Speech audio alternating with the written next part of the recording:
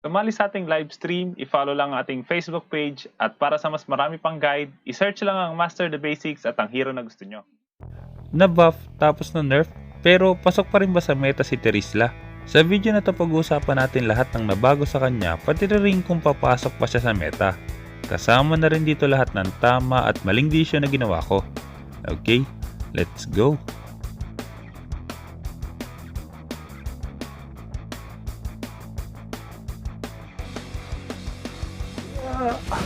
Boom. Boom. Uy, patay ka. Patay. Ulit ka. Hindi namatay. Tara mag-turtle. Take down the Lord. Sayang, di inabot. Dami. Ang dami nyo naman. Panit pa. Lapit ka, bilis. Lapit. Lumapit. XP Lane Terizla yung gamit ko sa laro na to, kaya ito yung emblem at item build. Mamaya pag-uusapan natin kung bakit ito yung bagay sa kanya. Kaya naman Unbending Wheel yung pinili natin sa fighter emblem ay dahil sa passive niya.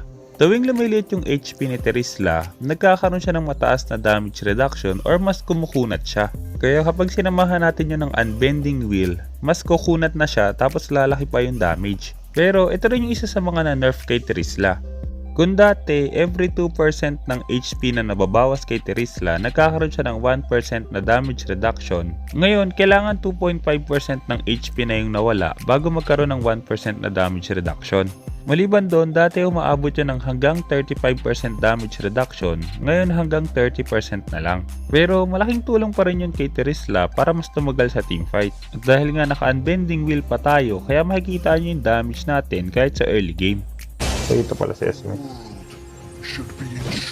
Hindi naabot. Maiksi na nga. I-clear na lang tayo ng lane.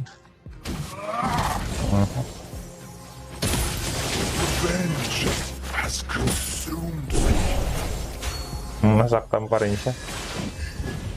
First blood. Patay ka. Bakit ka kasi lumapit? Masakit pa rin. Masakit pa rin siya. Nasaan kaya si Ling? Nasa kabilang side. Nasaan yung mid? Nasaan yung mid? Ayun, nasa mid pa. Ay, so makapag-clear pa tayo. Isa pang na-nerf kay Terizla is yung second skill niya. Mas pinatagal nila yung cooldown, tapos binawasan nila yung damage ng first 2 attacks. Pero kailangan nyo tandaan, yung pangatlong attack ng second skill ni Terizla, mas malaki yung damage. At dahil hindi na-nerf yun, kaya ibig sabihin masasaktan pa rin yung kalaban. Masakit pa rin. Boom. Boom. Uy, nag-sprint na. Nakapupunta. Batay. Nasaktan si Esme. Open na yung turtle, kaya dapat tumulong tayo doon. Sayang, hindi ko nakuha. Flame the turtle. Okay na yun, nakuha na nila yun. Ay, nakuha natin. Ang alay nakita ko, nakuha nga natin. Pagdating naman sa huling buff na ginawa kay Terizla, yung second skill niya mas pinataas yung slow, tapos hindi na pwedeng makancel ang mga crowd control. Kaya ibig sabihin, sasaluhin talaga yun ng kalaban kapag nadikitan natin sila. Pagdating naman sa ultimate ni Terizla, mas pinalaki nila yung base damage, pinataas nila ng konti yung slow effect, at ang kinaganda pa doon, mas pinalayo nila yung casting range, tapos pinabilis nila yung pagtalon. Maganda yun para mas madali nating mahuli yung mga kalaban. Pagdating naman sa laro na to, bilang XP lane, trabaho natin na tulungan na yung mga kakampi natin. At dahil maaga ako lumamang sa lane, kaya mas maaga rin tayo makakapag-rotate para tulungan yung kakampi natin. Para makatulong tayo, napaka-importante na makapag-cut tayo ng lane. Pero bago natin i-cut yung lane, napaka-importante na dapat alam natin kung nasan yung kalaban at kung anong objective yung sunod nilang kukunin. Makikita nyo dito kung bakit mas lalamang yung kakampi natin kapag nakakapag-rotate tayo. Saan ka? Boom. Boom. Boom. Puputok pa yun. Mag-back ka na. Tara mag-cut. Just a moment away. Asan sila? Bababa kaya yan? Ult is not ready. My head hurts.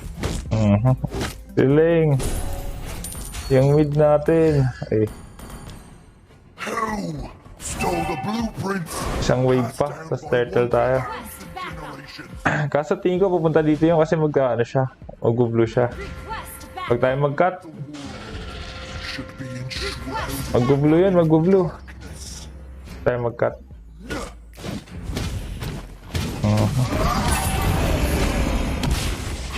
Okay na yan. Tara tumulong sa pag-invade. Boom. Boom. Patay. Attack the turtle. Take down the Lord.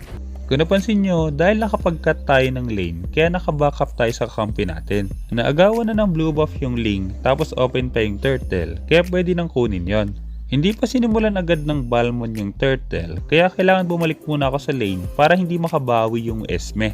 Tuwing tinutulungan natin yung ibang lane, dapat wag nating kalimutan yung mismong lane natin. Pero isa sa magiging problema natin is yung gold lane. Dahil sa masyadong malayo yung gold lane sa XP lane, kaya hindi natin siya basta-basta mababakapan. Katulad ng mangyayari sa laro na to, medyo marami yung magiging death ng 1-1 natin. Wala na ulti si Ling. Tara bumakap. Wala, ayaw nila. Watch out for ambush. Boom. Tatalon si Esme. Level 7 lang siya. History has long forgotten me. Kailangan na natin mag-push. Ayaw niya sa akin eh. Should be enshrouded in darkness. Boom. Boom. Boom. Saktan siya. Boom. Patay na yan. Ulti. Sayang. Hindi niya na ulti yan. Tara mag-push. Tara mag-push. Revenge. Binigay niya na yung tower. Kaso basag din yung top natin. Kapag blue na siya. May blue siya. May blue siya. Kunin natin yung blue. Ang kapuntaling. Stole the blueprint. Boom. Boom. Pwede ko lang pag-ulti, sayang. Na-cancel. Nabasag natin yung first tower sa bottom lane, tapos naagawang pa natin ng blue buff yung Ling. Ang problema nga lang, nabasag yung first and second tower natin sa top lane, tapos 0-4 na yung 1-1 natin. Pero hindi ibig sabihin nun, talo na agad tayo. Ang kailangan lang natin gawin, bigyan ng space si 1-1 para makapag-farm. At para mabigyan natin siya ng space, kailangan bumakap tayo sa mid lane. Kaya kung mapapansin nyo, ini-ignore natin yung Esmeralda at mas focus tayo sa pag-clear ng lane. Kapag tayo ang unang nakapag-clear, tayo rin ang unang makaka-backup. Kung papansinin nyo yung gagawin ng 1-1 sa minimap, dahil bibigyan natin siya ng space, kaya kahit papano makakabawi siya. Go. Patay yun, lalim mo. Uy, ano ba yun? Ano ba kita? Aray. Aray. Aray. Not ready. Ano ko, bilis, pasok. Pumasok. Team destroyed the turret. Hindi namatay. Tara mag-turtle. Take down the Lord. Ayun, hindi inabot. Dami. Ang dami nyo naman. Panit pa. Lapit ka, bilis. Atay. Lapit. Lumapit siya. Boom. Ah, wala na akong mana. Wala na ako ng mana. Nice one. Ano ba sila? Nice one. Medyo matagal yung naging teamfight sa mid lane, kaya nakabasag yung 1-1 sa top lane, tapos nakakuha ng turtle yung Ling. Pero ang kinaganda nun, kahit papano nakakabawi na yung 1-1 natin. Itutuloy lang natin yung pagkakat ng lane tapos backup sa kakampi hanggang sa kaya na ng 1-1 lumaban. Pagdating naman sa item build, kaya ito yung item build na tingin kong bagay sa Terizla ngayon. Dahil naka-unbending wheel tayo, kaya maganda yung Bloodlust Axe para magkaroon din tayo ng spell bump. Dominance Ice naman para sa anti-sustain. At yung tatlong huling item, pwede nating palitan depende sa sitwasyon. Dahil hindi ganun kalakas yung magic damage ng kalaban, kaya mas pinili ko yung Brute Force, pero pwede nating palitan yun ng mas malaking magic defense na item. Blade Armor naman para sa Marksman, at Immortality para kapag tayo yung naunang namatay, pwede pa tayong mabuhay ulit. Namatay yung Ling at Esme, kaya ang kailangan lang natin gawin, tanggalin yung blue buff ng Ling tapos kunin na yung Lord. Pero bakit nga ba magiging long game pa yung laro na to? Revenge consumed me. Rock the Lord, tara. Walang blue yung ano. Walang blue yung Ling, tara mag-Lord. Take down the wall. Tara mag-Lord. Mabilis lang to. Walang energy. Has long forgotten. Yun lang, mali siya ng huli. Patay tayo kay Ling. Nakuha ko yung Lord. Nakuha ko yung Lord. I'm out. Oh no. Help. Help. Nice one. Nice one. Well played. Uy, merong ano, naka-invi. Naka-invi. Yeah. Boom. Boom. Uy, patay ka. Patay. Ulit ka. Esme talon. Mabulabol siya sa akin. Patay tuloy siya. Naagaw ko yung unang Lord, kaya ibig sabihin pwede tayo makabasag ng mga tower. Maliit na Lord pa lang yon, kaya ang priority muna natin is basagin yung mga second tower nila. Back up tayo sa gitna. Tara, bumak up. Uy, Ling, bakit ka nagde-depend dito? Boom. Boom. Ay, boom. Ay, dito mama. Ay, dito mama, sayang. Ay, mapuno ulit buhay ko. Inihiwan nila yung Cupra sa gitna. Okay na, basag na yan. Basag na rin yan. Tara mag-emo. Tara bumasag. Ay, yung Lord sayang. Sayang yung Lord natin. The turret. Initiate retreat. Madami to, madami. Magki-clear lang naman ako. History has long forgotten. Pinatay yung ano. Grabe ka nga kay ano, kay Leslie, ay kay Xavier. Pinatay niya si Xavier. Pinatay si Balmond, naubos kami. Initiate retreat. Tara mag-back.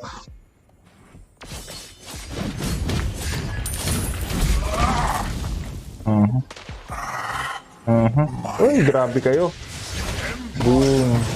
Boom. Boom. Boom. Wala kayo dyan. Tayo nyo na yung first tower namin. Been destroyed. Boom. Boom. Yung top, mababasag. Reset natin to.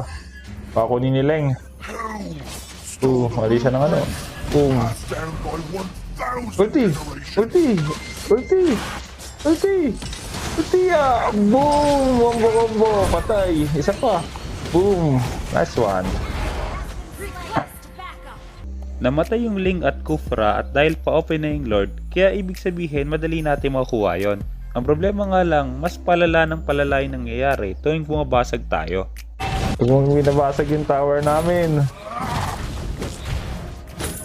Take down. Tara, walang Ling! I go Tara guys, walang Ling!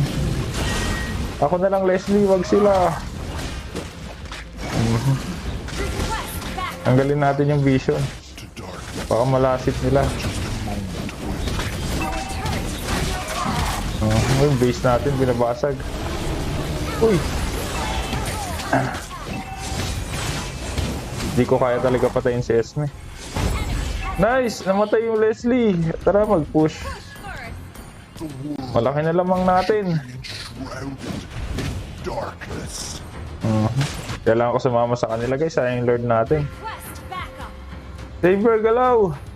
Xavier galaw! Ay gumalaw ni Xavier! Request backup. Siling babasag. Abutin niya lang saan, uy. Matapang. Matapang. Nice, nakastop.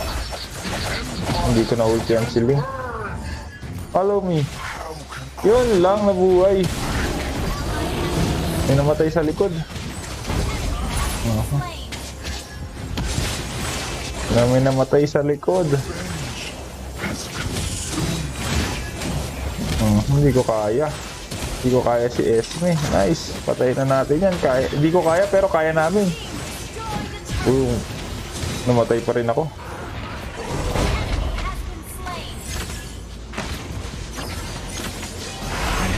Boom. Aray, aray, aray. Nandun pa pala yung Leslie. Agka-blue si Leng. Fuck!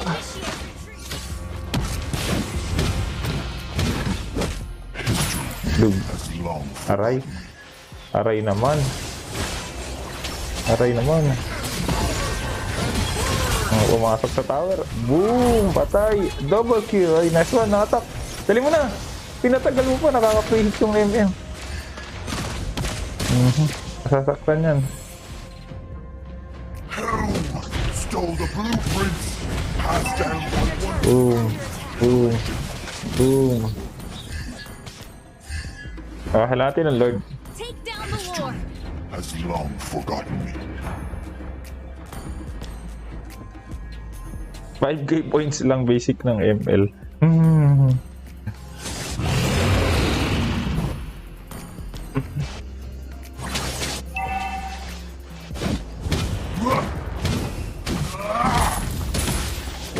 Attack the Lord. Take down the Lord.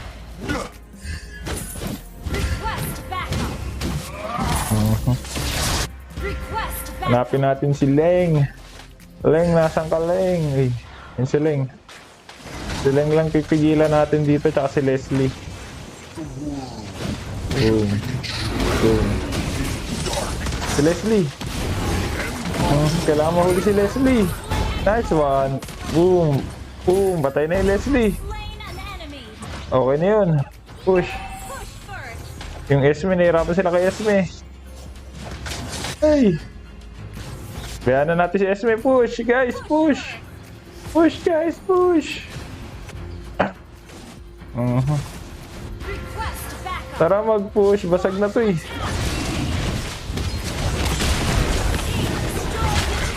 Lo, nakancel yung ulti ko. Dito ka na. Pwede ka na. Pwede ka na patayin. Pasag guys. Bumasag kayo. Bakit lang kaming taga-push? Nakastock. Nice one. Nice. Patayin natin to. Hindi pa rin namatay. Basag. Basag. Hindi pa kaya. Masakit. Yun lang. Naubos yung kakampi ko. Doon ako nalungkot. Kunti na lang yun. Tara mag-push.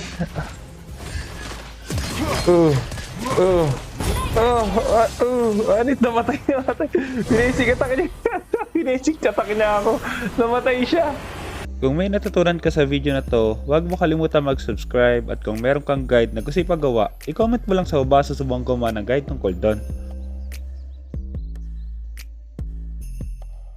Kung nakasubscribe, hit mo na yung subscribe pati yung notification bell. Basta lagi mo lang tatandaan, kung gusto mo mag-improve, just master the basics. I'm out.